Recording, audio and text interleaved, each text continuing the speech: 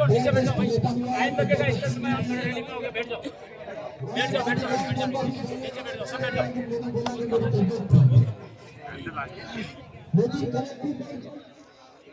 हमारे सरकार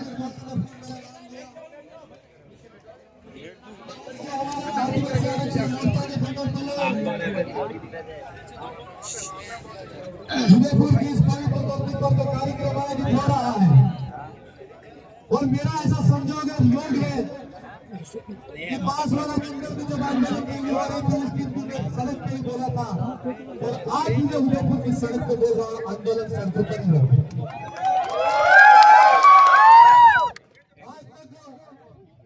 राज्य की सरकारें हो या देश की सरकारें हो, अंग्रेजी हुकूमत के सामने हमने लड़ाई लड़ी है, चाहे राजा महाराजा के सामने भी हमने लड़ाई लड़ी है और हमारी मां को फिल्म सी का रखा है, निश्चित तौर पर वो आंदोलन हुआ है। मोर्चे के पहले तले आगे आ जाओ, आगे बैठ जाओ भैया, बैठ जाओ बैठ जाओ बैठ जाओ बैठ जाओ। मैं इस मौके पर कहना चाहता हूँ कि उदयपुर के अंदर रहने वाले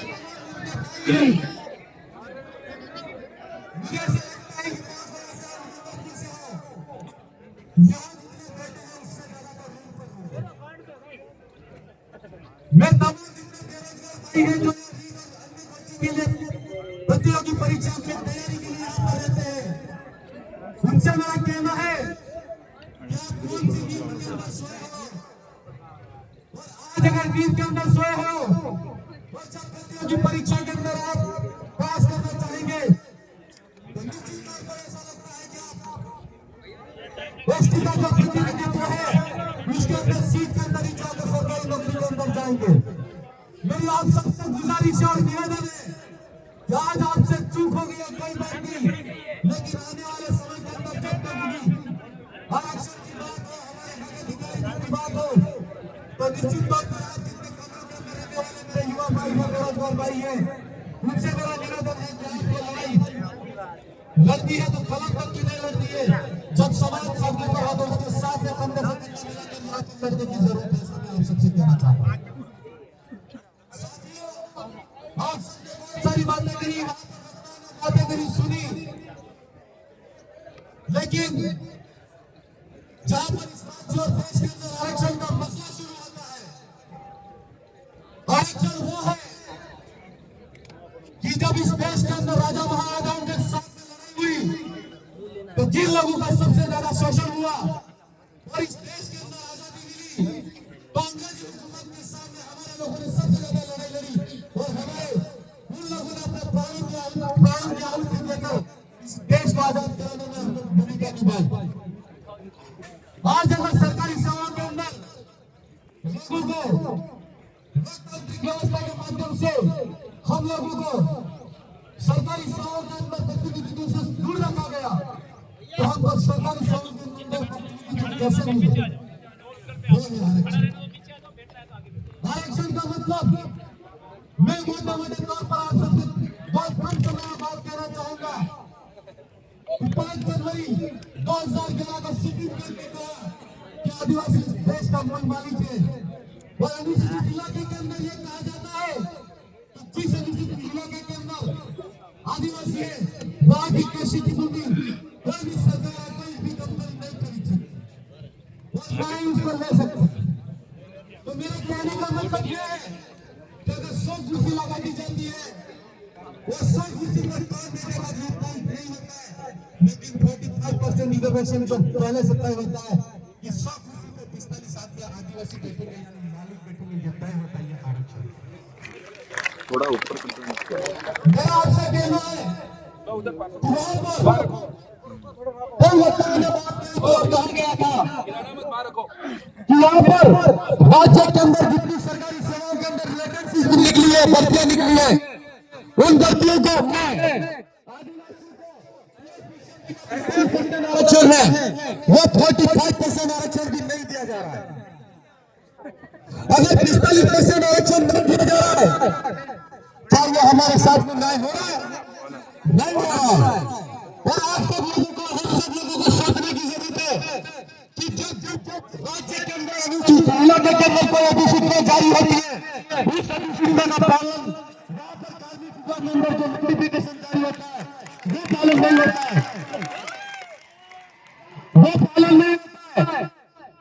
तो वो बहुत बड़ी दृष्टि वहां पर बैठने वाले बाबुओं के, वहां पर बैठने वाले अधिकारी, मैं मोटे मोटे तौर पर मेरे पास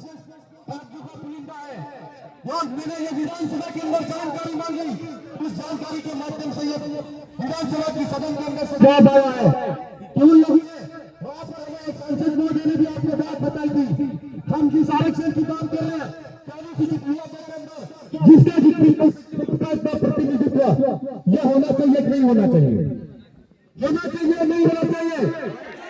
वो आरक्षण की लड़ाई आप अगर लड़ना चाहते हो तो निश्चित तौर पर मैं अगर आपको जयपुर के अंदर विधानसभा का घेराव करना पड़ेगा तो भी करना पड़ेगा, आप साथ दोगे या नहीं दोगे।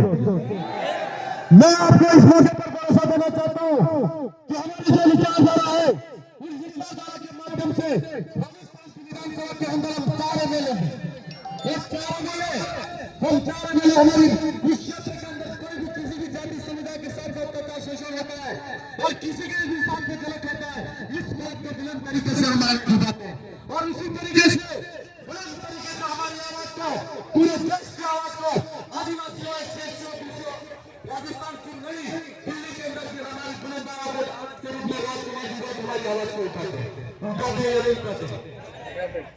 लेकिन मुझे एक चीज चाहिए कि आप लोग तारीफ कर लेते हैं तो हमें ऐसा लगता है कि हम बिल्कुल सुरक्षित बांध के अंदर आ गए, सुरक्षित एरिया के अंदर आ गए, सुरक्षित घर के अंदर आए। तो आप यह क्षेत्र के अंदर आदिवासी समुदाय से मैं कहना चाहता हूँ और इसी से कहना चाहता हूँ कि आप सब लोग अभी ऐसा लगता है कि सुरक्षित घेरे के अंदर ऐसा लग रहा है, लेकिन मैं आपसे कहना चाहता हूँ कि सुरक्षित घेरे के अंदर नहीं है। विधानसभा के पास आसपास के इलाके के अंदर हम देखते हैं कि किसकी सरकार जयपुर के अंदर मीडिया लाती है, भरतपुर के अंदर मीडिया लाती है, मीडिया लाती है, ये मीडिया तमाम प्रोजेक्ट है वो सरकार के मात्र उन लोगों का विकास के लिए, औद्योगिक विकास के लिए, औद्योगिकों को बढ़ावा देने के लिए है। और इसके अंदर इस क्षेत्र के अंदर जितनी सरकारी जमीन है, जितनी पड़ी हुई खाली जमीन है, उस जमीन की सरकार पर उनकी नजर है और उस क्षेत्र के अंदर मीडिया के जैसे कानून लाकर सरकार ऐसे उद्योगपतियों को हाथ में सौंपना चाहती है। लेकिन मैं सरकार से पूछना चाहता हूँ यूपीए के कानून से कितने एसकेसी ऑफिस को आपने पट्टे दिए? नहीं दिए, दिए है क्या? नहीं दिए। आप सब लोगों की मांग होनी चाहिए कि यहाँ पर श्रीनगर की जमीन खाली जमीन पड़ी है, यूं करके आप सब लोग उद्योगपति बनने जमीन दे रहे हो। लेकिन मेरा आपसे कहना है कि आजादी से पहले भी यहाँ पर निवास करने वाला आदिवासी समुदाय, राणा प्रताप और राणा प्रताप के साथ में लड़ने वाला आदिवासी समाज, उसके दोनों पर आप देख लो, जंगलों के बीच में जमीन का काबिज है, खाली जमीन पर काबिज है और उससे आप सरकार पट्टे तक नहीं देना चाहती। और आज अगर सरकार पट्टे नहीं देना चाहती है तो हम लोगों को सोचना है, उसको सामूहिक रूप से हमको लड़ना है। ये लड़ाई किसी जय कृष्ण पटेल की या किसी 4 एमएलए की या 1 सांसद की लड़ाई नहीं है। इस लड़ाई का सबको सामूहिक रूप से लड़ना पड़ेगा। मेरा आपको कहना है कि आप बड़े के मैंने से भी बना देने से ये सब कुछ हंसी मजाक ऐसा नहीं सोचना है। अगर कोई सरकार और कोई कानून अगर गलत आता है तो आप आर्थिक तरीके से आरक्षण की हम लोग सड़कों पर लड़ रहे हैं, फिर किसी तरह हमारे लड़ाई को बुलंद तरीके से आपको पीछे सड़कों पर लड़ने की जरूरत है। आप सब लोगों को समझना है। मैं आप सबसे ये बात इसलिए कहना चाहता हूँ, क्या उदयपुर के आसपास के इलाके के अंदर 90% ऐसे लोग हैं, उद्योगपति और पूर्ण अपने लोग हैं जिन्होंने खाली पड़ी जमीन है, की जमीन है, जंगल की जमीन को यूपीए जैसे कानून लाकर उद्योगपतियों के हाथों में सौंपने का काम किया है, किया या नहीं किया है? अगर ऐसा मामला होता है तो मैं आप सबसे कहना चाहता हूँ कि आप जैसे 5-10 लोग अगर और उन लोगों को लड़ने का मौका रखते हैं, हिम्मत रखते हैं, जो सरकार हमारे साथ नहीं देती है, शासन हमारे साथ नहीं देता है, प्रशासन हमारा साथ नहीं देता है, वो सत्ता के अंदर अगर विपक्ष की भूमिका में हम लोग हो तो आप सब लोगों को हाईकोर्ट और सुप्रीम कोर्ट का साथ देना चाहिए। मैं निश्चित तौर पर दावे के साथ कह सकता हूँ कि यहाँ पर अनिश्चित इलाके के अंदर अगर आदिवासी कोई भी केस लड़ेगा सुप्रीम कोर्ट और हाईकोर्ट के अंदर हम लोग जीतेंगे। मेरा आप सबसे कहना है, मेरा आप सबसे कहना है कि हमारे लड़ाई का साथ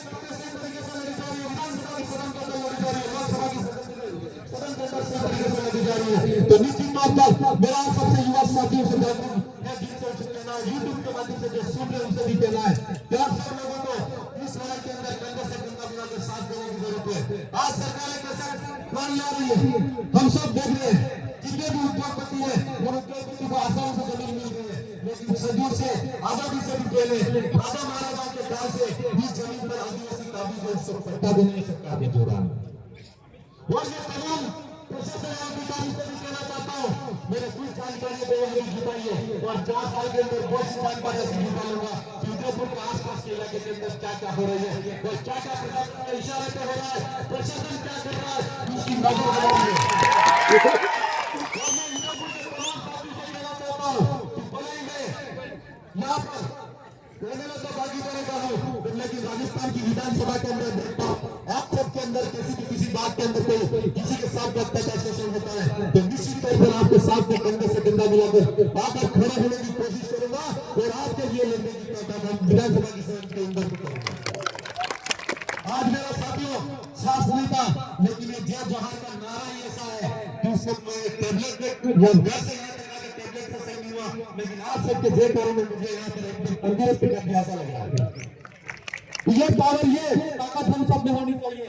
मैं मोटे तौर पर आप सबसे कहना चाहूंगा कि अभी यहाँ पर राज्य राजस्थान राज्य विद्युत उत्पादन निगम की जो भर्ती हुई उसके अंदर अनुसूचित इलाके के अंदर जो भर्ती हुई है,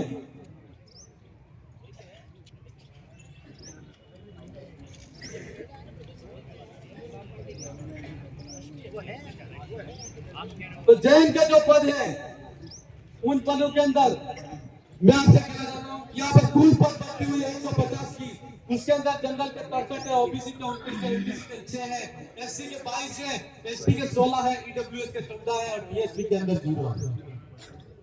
ये हमारे साथ में गलत हो रहा है नहीं हो रहा? आज हमारा बच्चा अगर जेल की एमपी को ट्रेनिंग करके आता है, हर माँ बाप का सपना आता है कि नौकरी लगेगा, लेकिन यहाँ पर सीट ही नहीं होगी, कैसे होगा? ऐसा संभव है? नहीं है। ये गलती किसकी है? सत्ता में बैठी सरकार की। और सरकार का कौन है? जिन्होंने नोटिफिकेशन जारी किया है, तो इनके खिलाफ में कुछ होना चाहिए नहीं होना चाहिए? होना चाहिए। राज्य के अंदर इसके खिलाफ में मजबूर किया था, उनको मैंने अभी दिया है लेटर, और निश्चित तौर पर अभी 0 ये वैकेंसी फिर से जारी करेंगे और यहाँ पर कुछ न कुछ पद हमको मिलेंगे। ठीक उसी तरह ये यहाँ पर जनरल के 9 अधिक पद है, ओबीसी के 2 पद कम है, एमबीसी का 1 पद कम है, और एससी के 2 पद कम है, और एसटी के 2 पद कम है, और एक पद ईडब्ल्यूएस का कम है। ये राजस्थान के अंदर है। और शहर के अंदर 0-0 टीएसपी के 10-0-0 जैन की भर्ती जो भी आती है। ठीक उसी तरह चतुर्शाही की जो भर्ती आई है उसके अंदर कुल 2522 पद टीएसपी से लेंगे और यहाँ पर 10.52% वैकेंसी के अंदर हमारे पद है। कितने? 10.52। हम लोगों को यहाँ पर भी 45% रिजर्वेशन नहीं दिया गया। पशुधन सहायक की भर्ती आई 2041 पद है, 221 पद टीएसपी से लेंगे, 10.82% पद हमको यहाँ पर स्वीकृत हुए। लाइब्रेरियन के 61 पद है टीएसपी के, कुल पद 500 है, उसके अंदर भी 12.2% रिजर्वेशन के हिसाब से हमको पद मिले। लाइब्रेरियन थर्ड के 8.3%, यहाँ पर भी 2 से 3% हमको कम दिए गए। ठीक प्रहरी के अंदर 5.47%, यहाँ पर भी 7% हमको कम दिए गए। कार्यालय अनुदेशक के जो 42 पद है उसके अंदर भी हमको 11.90% पद मिलना चाहिए। ठीक उसी तरह हमको यहाँ पर भी पद कम मिले। वाहन चालक के अंदर 2756 पद टोटल राजस्थान के अंदर सीट मिल रही है और यहाँ पर हमको कितने टोटल 5.51% पद मिले, यानी यहाँ पर भी हमको 6% पद कम मिले। अरे यार, हम आरक्षण की बात कर रहे हैं, अनुसूचित इलाके के अंदर आरक्षण की बात कर रहे हैं। 1996 के अंदर जो अधिसूचना जारी हुई उसके अंदर 45% रिजर्वेशन है, उसका भी फुल प्रतिशत हमको नहीं। क्यों नहीं दे रहे? मतलब जैसे तैसे करके हमारे बच्चे पढ़ना शुरू किए, उन लोगों ने वहां पर कार्मिक विभाग के द्वारा जो नोटिफिकेशन जारी होता है, जो अधिसूचना जारी होती है, उसके अंदर वहां पर हमारे पोस्ट ऑटोमेटिकली बैंक के अंदर डालकर पीछे कर देते हैं, या कोई न कोई ऐसी भर्ती लाते हैं, कोई तो ऐसा फॉर्मूला लाता है जिसके माध्यम से हमारी सीट उठाने का काम कर रहे हैं। तो हमको हर जगह से ये लोग पीछे करने का काम कर रहे हैं। अभी जैसे इस पीएसपी क्षेत्र के अंदर 33-40% बाध्यता कर दी उन लोगों ने, उसके अंदर भी हमारे लोगों को जाने में दिक्कत हो रही है। क्यों हो रही है? जैसे तैसे करके सरकारी स्कूल के अंदर हमारे बच्चे गरीबी इलाके के अंदर, पहाड़ी इलाके के अंदर पढ़ना शुरू किए, लेकिन वहां पर पढ़ने के बाद में भी उन्होंने 33% 40% जैसी फॉर्मूला लागू करके वहां पर पिछाड़ने का काम कर रहे हैं। यह जितनी भर्तियां मैंने गिनाई है आप लोगों को, उसके अंदर एक वैकेंसी के अंदर 5-5, 7-7 पद कम है, यानी एक घर के अंदर अगर 7-7 वैकेंसी, 10-10 वैकेंसी कम आ रही है, तो 100 लोग एक परिवार के अंदर अगर एक बच्चा भी नौकरी करता है तो 10 परिवार सुधारता है, नहीं सुधारता। ये लोग पीछे से भी हमारे साथ में कड़ा शोषण कर रहे हैं। मेरा आप सबसे कहना है कि कैसी भी भर्ती आ रही है, युवा बेरोजगार भाई जो पढ़े लिखे हैं उनको तो कम से कम थोड़ी जागरूकता रखनी चाहिए, नहीं रखनी चाहिए। तो मेरा आपसे कहना है, अभी वाहन चालक से भी हमको डोली मान के अंदर मारा जा रहा है, और राजस्थान के अंदर जीएसटी को 5.58 और इसमें आरक्षित श्रेणी में एससी को भी 1.94%, एसटी वर्गों को 42.45%, जबकि जनरल को 54% सीटें दी गई है।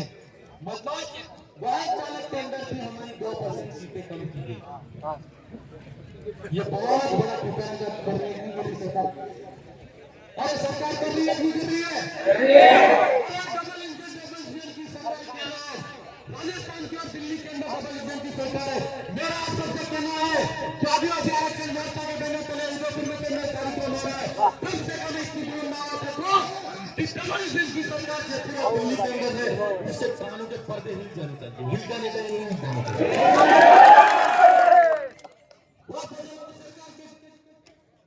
माथे पर चूने नहीं।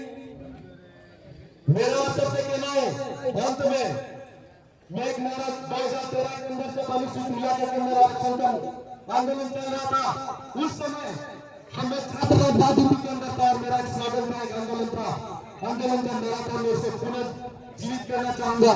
मैं चाहूंगा कि आप जब 2 साल जेल में बुलंद तरीके से पूरे उदयपुर शहर के अंदर जाना चाहिए, युवा के फॉर्म में चलना चाहिए कि नहीं चलना चाहिए। मैं नारा लगाऊंगा, आपको बोलना आरक्षण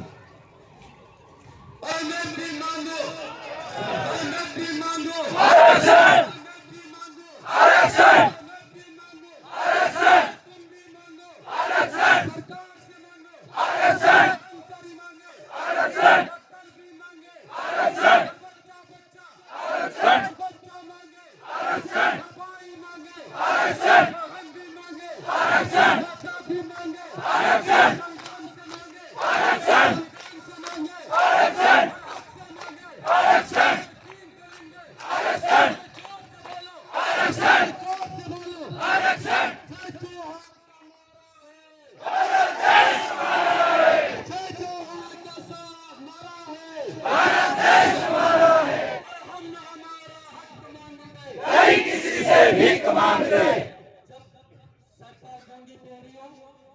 तो सड़कों पर ऐसे आंदोलन करना चाहिए।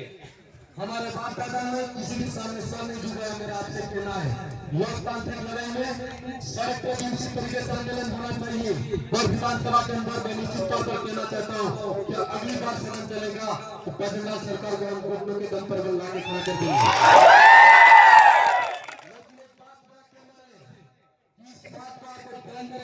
लोकतांत्रिक तरीके से आपको इस मांग को बुलंद करना है। मेरे हर युवा साथी से मेरा अनुरोध है कि आपने आपके माँ बाप ने आपको इतना अच्छा एजुकेशन दिया, पढ़ाई कराया, तो निश्चित तौर पर आपको अपने परिवार के अंदर अपने भाई के लिए इस लड़ाई को बुलंद करना है। और जितने टैलेंटेड लड़के हैं, पढ़ने लिखने में आगे हैं, उन भाई से मेरा कहना है कि आप अभी जितनी वैकेंसी आ रही है उसके अंदर तैयारी करें, लेकिन जितने भाई घर के अंदर बैठे हैं उनको आगे करके इस लड़ाई को बुलंद तरीके से उठाने का काम करें। और राजस्थान के अंदर 4 रोज है, निश्चित तौर पर इस बात को उठाने का काम करेंगे। और राजस्थान को ही नहीं, दिल्ली के अंदर भी हमारे सांसद राजकुमार जी रहते हैं, दिल्ली के अंदर भी आरक्षण की आवाज को बुलंद तरीके से उठाने का काम करेंगे। आप सब इतनी मेहनत कश के साथ पसीना बहाते हुए यहाँ तक आए। मैं आशा करता हूँ कि आने वाले समय के अंदर जहाँ तक भी आरक्षण का आंदोलन होगा, आप इतनी ही ताकत के साथ में, दोगुनी ताकत के साथ में इस आंदोलन का हिस्सा बनेंगे। आप सबने मुझे सुना, उसके लिए मैं मेरी तरफ से और मेरी पूरी विधानसभा की जनता की तरफ से बहुत बहुत धन्यवाद। धन्यवाद।